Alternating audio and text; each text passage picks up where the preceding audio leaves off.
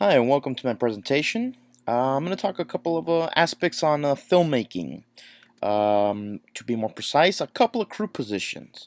We're going to start it off with one that I think is pretty important. This guy right here, the writer. Not a lot of people would say that they put too much importance into the writer because when you see a movie, you think about, oh, I'm going to go check out the movie because of the director or because of my favorite actor and actress. But to me, I really enjoy writers a lot.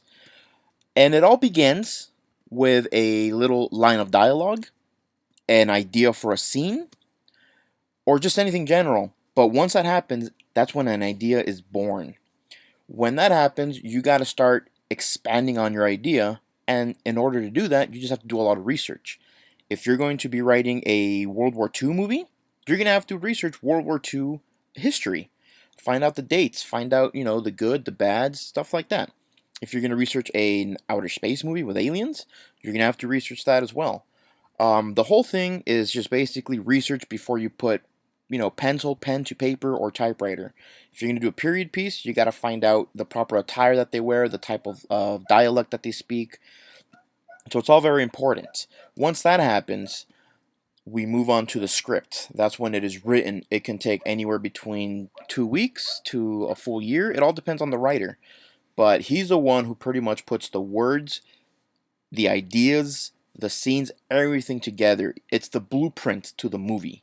Once that's done, it's not quite over. You got to have good improvisational skills. So even when you're on set, sometimes a scene can change, and they're going to need the writer right there on hand in order to accommodate what needs to be changed. So you have to be good at improv as well.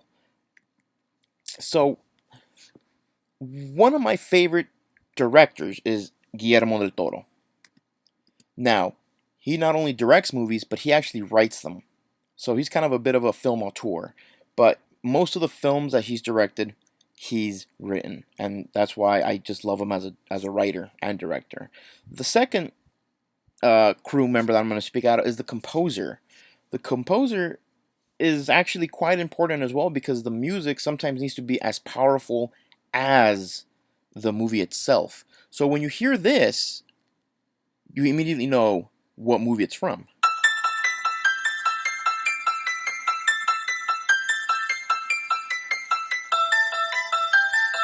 See, so the composer needs to be able to figure out how the song is going to play. Sometimes these guys do it without even seeing the movie. They just envision it via the script or storyboards or however. But sometimes it's not always that simple. The director might have certain questions and things that he wants done, such as this one right here.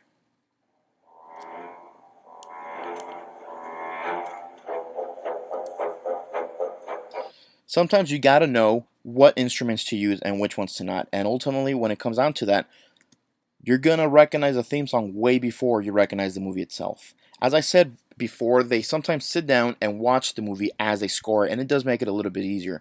One of my favorite composers is Ennio Morricone, who just recently just won an Oscar for it. He actually won an Oscar for The Hateful Eight, Quentin Tarantino's movie, and he actually scored the movie just via the script. So thank you very much.